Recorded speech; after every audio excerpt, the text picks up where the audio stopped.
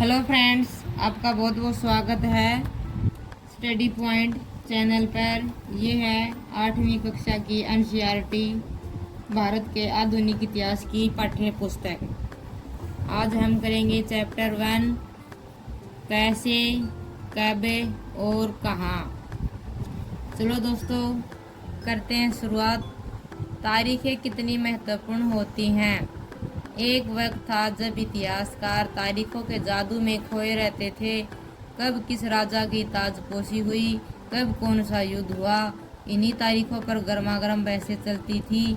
आम समझ के हिसाब से इतिहास को तारीख का पर्याय माना जाता था। आपने भी लोगों को यह कहते हुए सुना होगा कि इतिहास तो बहुत उबाऊ है भाई, बस तारीखें रटते चले जाओ। क्या इतिहास के बारे में यही धारणा सही है?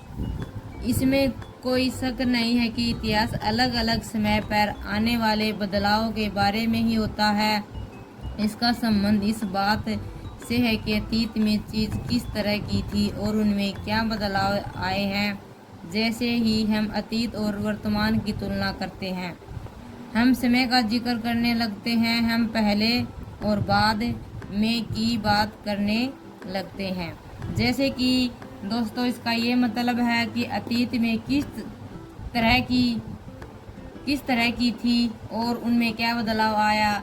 जैसे कि हम वर्तमान और अतीत की तुलना करते हैं, हम समय का जिक्र करते हैं, हम पहले और बाद की बातें करने लगते हैं। तारीख इसलिए याद रखते हैं कि कुछ घटनाएं होती हैं, कुछ विशेष होती हैं, कुछ बहुत महत्वपूर्ण होती हैं। जैसे कि इतिहास कोई रटने की चीज़ नहीं है, एक जासूसी कहानी है। कोई भी तारीख खास नहीं होती, खास होती है तो वो घटना। जैसे कि तुम्हारा जन्मदिन, आपका जन्मदिन आप कभी भी नहीं भूल सकते। वैसे ही 15 अगस्त को इसलिए याद नहीं करते कि 15 तारीख है, इसलिए याद करते हैं कि इस दिन हमारा देश आज़ाद हुआ था, लाखों लोगों ने अपनी कुर्बानी दी थी। असली चीज़ होती है तो घटना और तारीख दोनों याद रहती हैं बस उसी दिन। अब तुम्हारे मन में सवाल आया कि हर चीज़ की कोई पक्की तारीख होती है क्या? सुनो, नहीं होती। तो ऐसे ही है दोस्तों। चलो आगे चलते हैं। रोज़मर्रा की ज़िंदगी में हम अपने आसपास की चीज़ों पर हमेशा ऐतिहासिक सवाल नहीं उठाते। हम चीज़ों को स्वाभाविक मानकर चलते हैं, मानो जो कुछ हमें दिख रहा है वह हमेशा ऐसे ही रहा होगा। लेकिन हम सबके सामने कभी कभी अचंभे के क्षण आते हैं। कई बार हम उत्सुक हो जाते हैं और ऐसे सवाल पूछते हैं कि वाकई ऐतिहासिक होते हैं। किसी व्यक्ति को सड़क किनारे चाय के घूंट भरते देखकर आप इस बात पर हैरान हो सकते हैं कि चाय या कॉफ़ी पीने का चलन शुरू कब से हुआ होगा। रेलगाड़ी की खिड़की से बाहर झांकते हुए आपके जहन में यह सवाल उठ सकता है कि रेलवे का निर्माण कब हुआ। रेलगाड़ी के आने से पहले लोग दूर दूर की यात्रा किस तरह कर पाते थे। सुबह सुबह अखबार पढ़ते हुए आप यह जानने के लिए उत्सुक हो सकते हैं कि जिस ज़माने में अखबार नहीं छपते थे, उस समय लोगों को चीज़ों की जानकारी कैसे मिलती थी। ये चाय या कॉफ़ी का ये है दोस्तों मतलब। जैसे कि तुम रोज़ चाय पीते होगे सुबह सुबह, कभी भी आपने सोचा नहीं होगा कि चाय किस तारीख को शुरू हुई थी या नहीं हुई थी। कभी भी नहीं सोचते हम।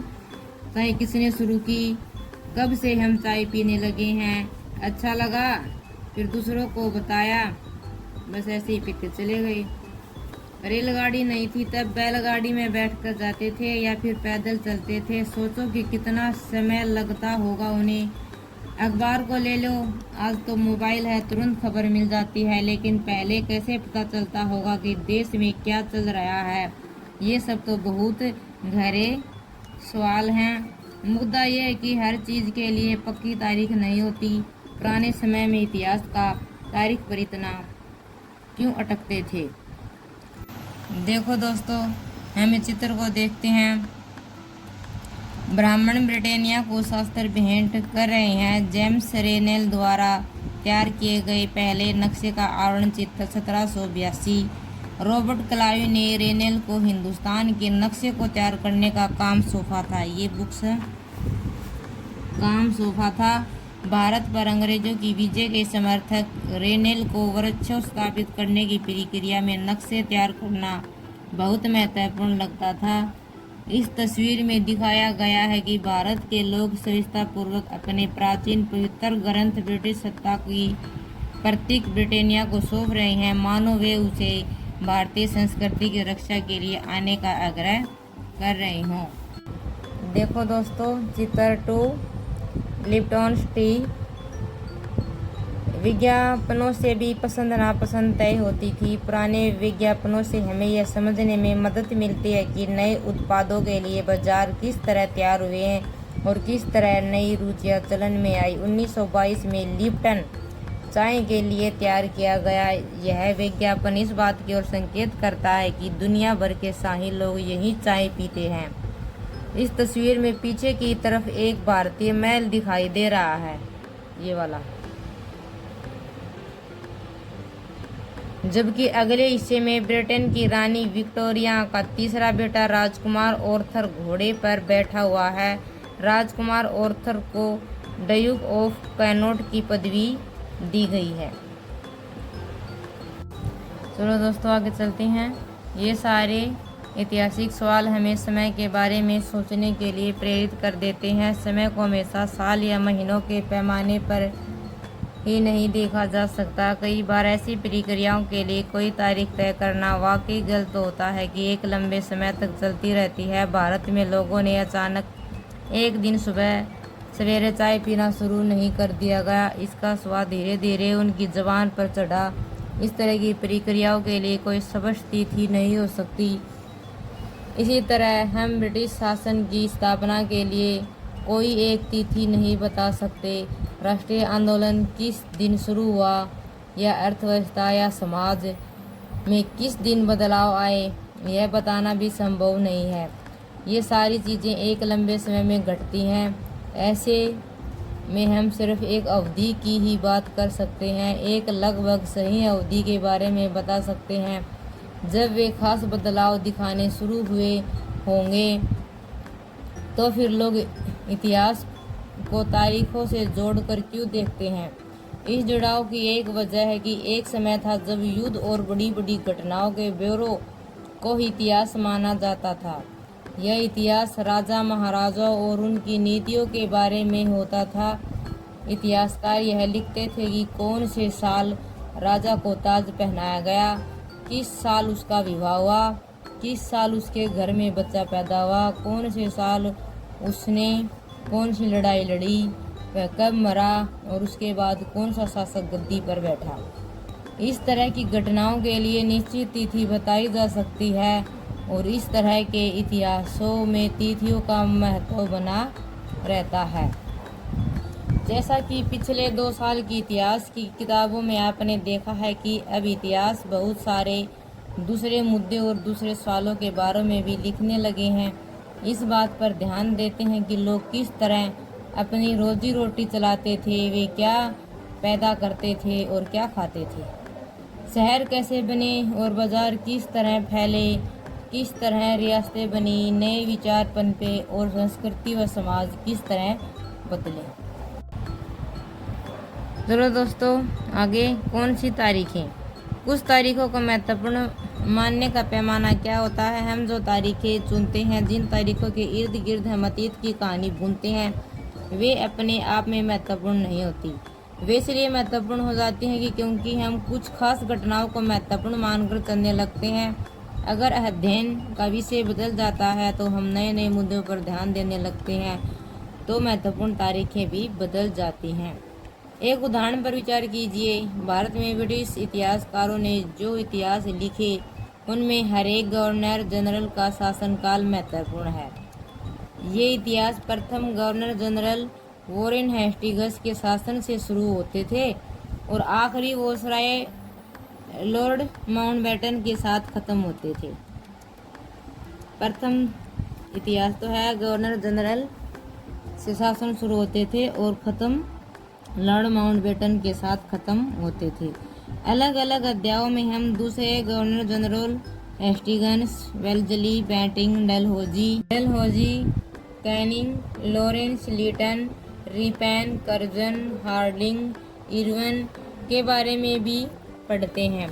इस इतिहास में गवर्नर जनरल और वायसराय का कभी न खत्म होने वाला सिलसिला ही छाया रहता था। इतिहास की इन किताबों में सारी तारीखों का महत्व इन अधिकारियों, उनकी गतिविधियों, नीतियों, उपलब्धियों के आधार पर ही तय होता था। यह ऐसा था कि मानो इन लोगों के जीवन के बाहर कोई ऐसी चीज नहीं थी कि जानना महत्वपूर्ण हो। इन लोगों के जीवन का क्रम ब्रिटिश भारत के इतिहास में अलग अलग अध्यायों का विषय बन जाता था। क्या हम इसी दौर के इतिहास को अलग ढंग से नहीं लिख सकते? गवर्नर जनरल के इतिहास के चौखटे हम भारतीय समाज के विभिन्न समूह और वर्गों की गतिविधियों पर किस तरह ध्यान दे सकते हैं? जब हम इतिहास या कोई कहानी लिखते हैं तो उसे टुकड़ों या अध्यायों में बांट देते हैं। हम ऐसा क्यों करते हैं? ऐसा इसलिए किया जाता है कि ताकि हर अध्याय में कुछ सामंजस्य रहे।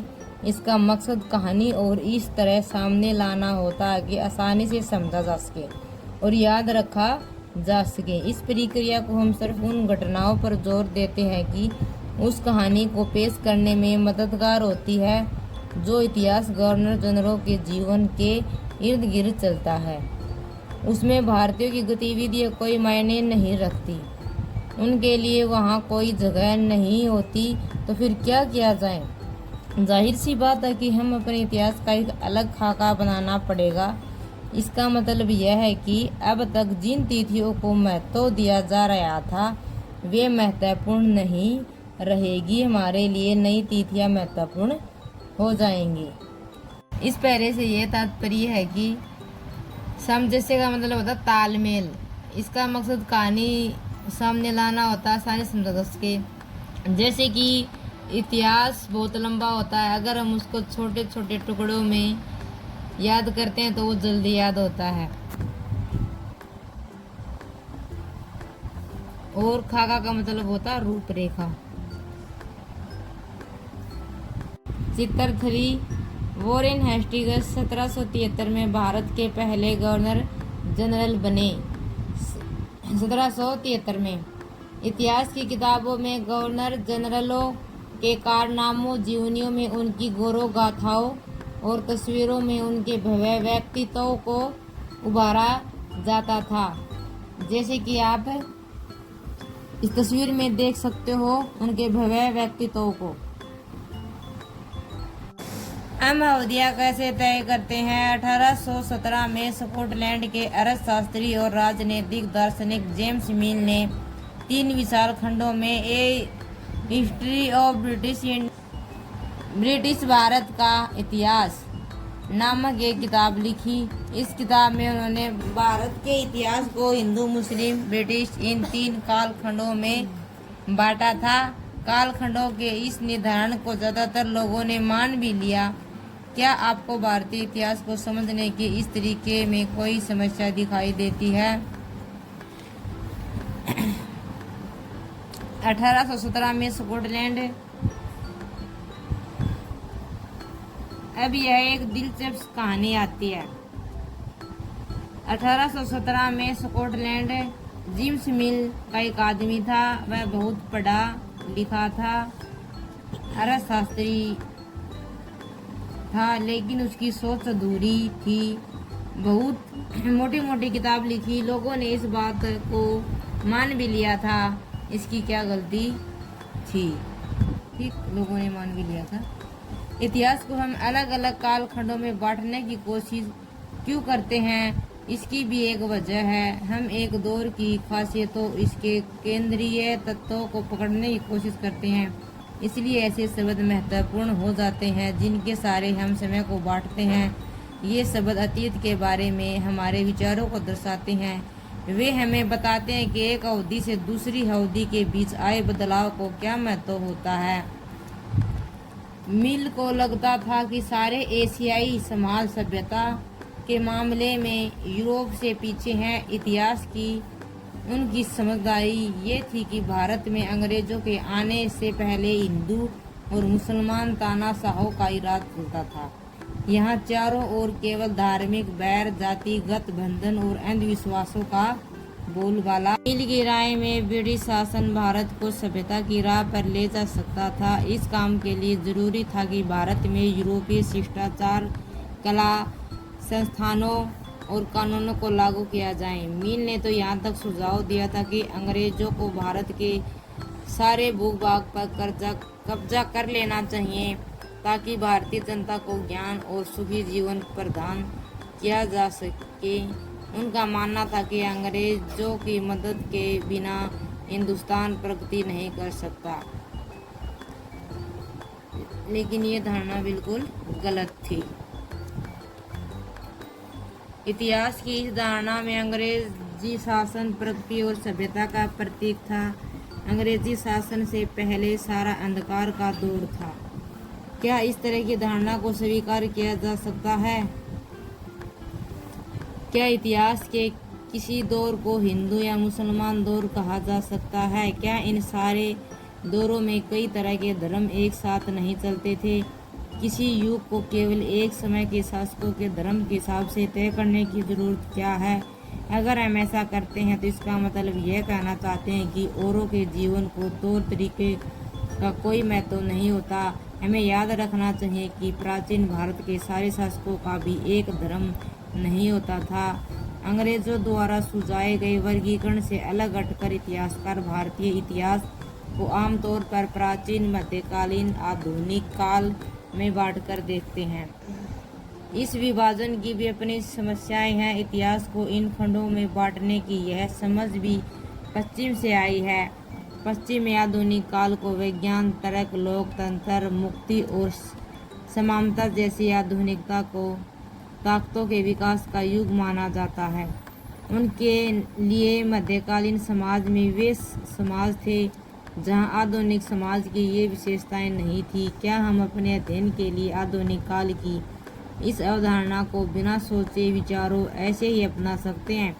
जैसा कि आप इस किताब में देखेंगे, अंग्रेजों के शासन में लोगों का पास समानता, स्वतंत्रता या मुक्ति नहीं थी, न ही यह आर्थिक विकास और प्रगति का दौर था। बहुत सारे इतिहासकार इस युग को औपनिवेशिक युग कहते हैं। औपनिवेशिक क्या होता है? इस किताब में आप पढ़ेंगे कि किस तरह अंग्रेजों ने हमारे देश को जीता, स्थानीय नवाबों और राजाओं को दबाकर अपना शासन स्थापित किया। आप देखेंगे कि किस तरह उन्होंने अर्थव्यवस्था व समाज पर नियंत्रण स्थापित किया, अपने सारे खर्चों को निपटाने के लिए राजस्व वसूल किया, अपनी ज़रूरत की चीज़ों को सस्ती कीमत पर खरीदा और निर्यात के लिए महत्वपूर्ण फसलों की खेती कराई। और इन सारी कोशिशों के कारण क्या बदलाव आए? आप ये भी जानेंगे कि ब्रिटिश शासन के कारण यहाँ की मूल्य, मान्यताओं और पसंद नापसंद, रीति रिवाज पर तौर तरीकों में क्या बदलाव आए। जब एक देश पर दूसरे देश के दबदबे से इस तरह के राजनीतिक, आर्थिक, सामाजिक और सांस्कृतिक बदलाव आते हैं तो इस प्रक्रिया को औपनिवेशीकरण कहा जाता है। लेकिन जल्दी ही आप समझ जाएंगे कि सारे वर्ग और समूह इन बदलावों को एक ही ढंग से अनुभव नहीं कर रहे थे। इसलिए इस किताब को हमारे अतीत यानी कई अतीतों पर केंद्रित नाम दिया गया है। इसका ये मतलब है कि उपनिवेशिक का, जैसा कि हमारे घर में मेहमान आया है तो उस रहने के लिए हम जगह देते हैं। अंग्रेज भी वैसे ही आए थे, बोले कि हमें तो व्यापार करना है। भारतीय लोगों ने सोचा कि ठीक है, लेकिन वही मेहमान धीरे धीरे मालिक बन गए और तुम्हारे ही घर में हुक्म देने लगे, तुम्हारी ज़मीन और संपत्ति पर कब्जा कर लिया, अपने नियम बना लिए गए। यही उपनिवेशिक शासक, इससे बहुत बड़े बदलाव आए और आर्थिक सांस्कृतिक बदलाव थे। रीति रिवाज बदल दिए, पहले धोती कुर्ता पहनते थे और हमारी पहचान धीरे धीरे ख़त्म हो गई। अंग्रेज कपड़े फैशनेबल पहनने लगे और पहले वाले त्यौहार धूमधाम से मनाए जाते थे। पहले गुरुकुल होते थे, उनमें अच्छे संस्कार दिए जाते थे, लेकिन बाद में स्कूल कर दिए गए। प्रशासन अभिलेख तैयार करता है। अंग्रेजी शासन द्वारा तैयार किए गए सरकारी रिकॉर्ड इतिहासकारों का एक महत्वपूर्ण साधन होते हैं। अंग्रेजों की मान्यता थी कि चीज़ों को लिखना बहुत महत्वपूर्ण होता है। उनके लिए हर निर्देश, हर योजना, नीतिगत फैसले, सहमति, जांच को साफ साफ लिखना जरूरी था। ऐसा करने के बाद चीज़ों को अच्छी तरह अध्ययन किया जा सकता था और उन पर वाद विवाद किया जा सकता था। इस समझदारी के चलते ज्ञापन, टिप्पणी और प्रतिवेदन पर आधारित शासन की संस्कृति पैदा हुई। अंग्रेजों को यह भी लगता था कि तमाम अहम दस्तावेजों और पत्रों को संभाल कर रखना जरूरी है, लिहाजा उन्होंने सभी शासकीय संस्थानों में अभिलेख कक्ष भी बनवा दिए। तहसील के दफ्तर, कलेक्ट्रेट कमिश्नर के दफ्तर, प्रांतीय सचिवालय, कचहरी सबके अपने रिकॉर्ड रूम में होते थे। महत्वपूर्ण दस्तावेजों को बचाकर रखने के लिए अभिलेखागार और संग्रहालय जैसे संस्थान भी बनाए गए, ताकि जो उनके ये कागज और दस्तावेज जो पत्थर होते थे ना, वो अच्छी तरह रख सके, कुछ गड़बड़ ना हो। तो रिकॉर्ड होते थे ना, तो उनको अच्छे से संभाल कर रखना होता था। 19वीं सदी की शुरुआत में प्रशासन की एक शाखा से दूसरी शाखा के पास भेजे गए पत्रों को, ज्ञापनों को आप आज भी अभिलेखागारों में देख सकते हैं। आज भी वे चीज़ है ना सुरक्षित है। तो आप वहां जिला अधिकारियों द्वारा तैयार किए गए नोट्स और रिपोर्ट पढ़ सकते हैं और ऊपर बैठे अफसरों द्वारा प्रांतीय अधिकारियों को भेजे गए निर्देश और सुझाव देख सकते हैं। 19वीं सदी के शुरुआती सालों में इन दस्तावेजों की सावधानी पूर्वक नकलें बनाई जाती थी। उन्हें खुशनवीसी के माहिर लिखते थे। खुशनवीसी या सुलेखनवीस ऐसे लोग होते हैं जो बहुत सुंदर ढंग से चीज़ें लिखते हैं। 19वीं सदी के मध्य तक छपाई तकनीक भी फैलने लगी थी। इस तकनीक के सहारे अब प्रत्येक सरकारी विभाग की कार्रवाइयों के दस्तावेज की कई प्रतियां बनाई जाने लगी। चित्र 4 भारतीय राष्ट्रीय अभिलेखागार 1920 के दशक में बनाया गया था। जब नई दिल्ली का निर्माण हुआ तो राष्ट्रीय संग्रहालय और राष्ट्रीय अभिलेखागार दोनों ही वायसराय के निवास के नज़दीक बनाए गए थे। इसे पता चलता है कि अंग्रेजों की सोच में इन संस्थानों का कितना भारी महत्व था। विभाग को भेजी गई रिपोर्टें। सन 1946 में भारत की औपनिवेशिक सरकार शाही भारतीय नौसेना के जहाज़ों में सिपाहियों की बगावत को कुचलने का प्रयास कर रही थी। उस समय विभिन्न बंदरगाहों से गृह विभाग की जो रिपोर्टें मिल रही थी, उनमें कुछ नमूने इस प्रकार हैं।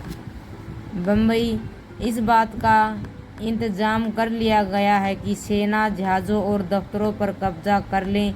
शाही नौसैनिक जहाज़ अभी भी बंदरगाह से बाहर ही हैं। कराची, 301 विद्रोहियों को गिरफ्तार कर लिया गया है। कुछ अन्य संदेहास्पद विद्रोही भी गिरफ्तार किए गए हैं। सारे दफ्तर सैनिक निगरानी में हैं। विशाखापट्टनम स्थिति पूरी तरह नियंत्रण में है और कहीं हिंसा नहीं हुई। जहाज़ों और प्रतिष्ठानों में सैनिक गार्ड तैनात कर दिए गए हैं। किसी परेशानी की उम्मीद नहीं है, सिवाय इसके लिए कि संभव कि कुछ सिपाही काम पर न आए। सर्वेक्षण का बढ़ता महत्व। औपनिवेशिक शासन के दौरान सर्वेक्षण का चलन भी महत्वपूर्ण होता गया। अंग्रेजों का विश्वास था कि किसी देश पर अच्छी तरह शासन चलाने के लिए उसको सही ढंग से जानना जरूरी होता है। 19वीं सदी की शुरुआत तक पूरे देश का नक्शा तैयार करने के लिए बड़े बड़े सर्वेक्षण किए जाने लगे। गांव में राजस्व सर्वेक्षण किए गए। इन सर्वेक्षणों में धरती की सतह, मिट्टी की गुणवत्ता, वहाँ मिलने वाले पेड़ पौधों और जीव जंतु तथा स्थानीय इतिहासों व फसलों का पता लगाया जाता था।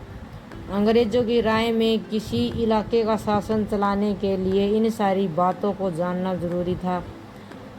अंग्रेज यह देख लेते थे कि कौन सी फसल अच्छी है, कौन सी मिट्टी अच्छी है, और उन्हीं पर वो अपना शासन चलाने की सोचते थे।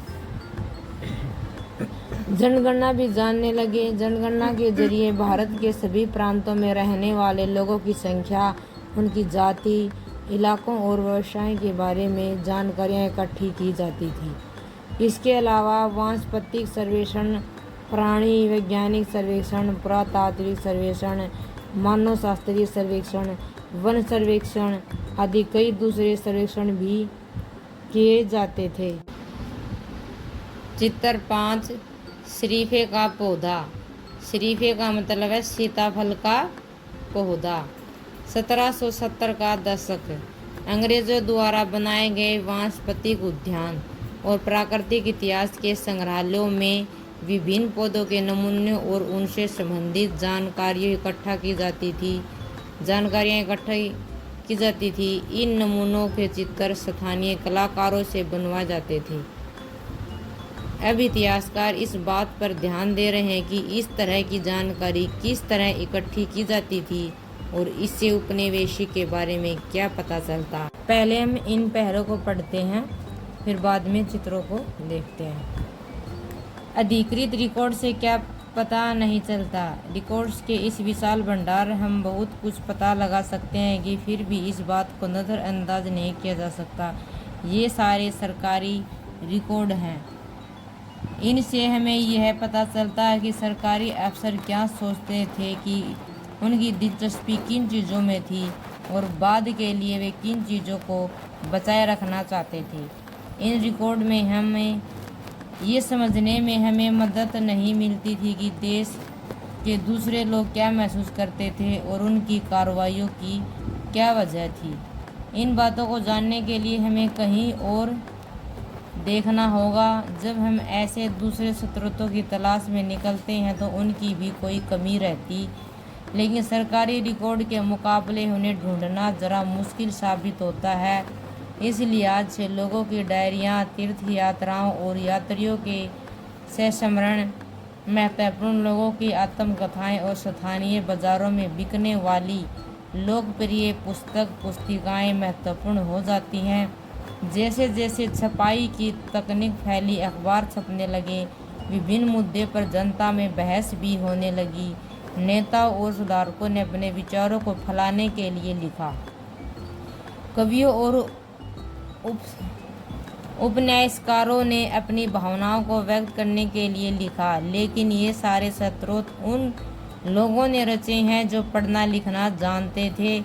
इनसे हमें यह पता नहीं लगा सकते कि आदिवासी और किसान, खदानों में काम करने वाले मजदूर या सड़कों पर जिंदगी गुजारने वाले गरीब किस तरह के अनुभव से गुजर रहे थे, मतलब किस तरह की ज़िंदगी वह जी रहे थे। अगर हम थोड़ी और कोशिश करें तो हम इस बारे में भी जान सकते हैं कि जैसे जैसे कि आप इस किताब में आगे पढ़ेंगे आपको यह बात समझ में आने लगेगी। चित्र नंबर 6, बंगाल में मानचित्रण और सर्वेक्षण कार्य चल रहा है।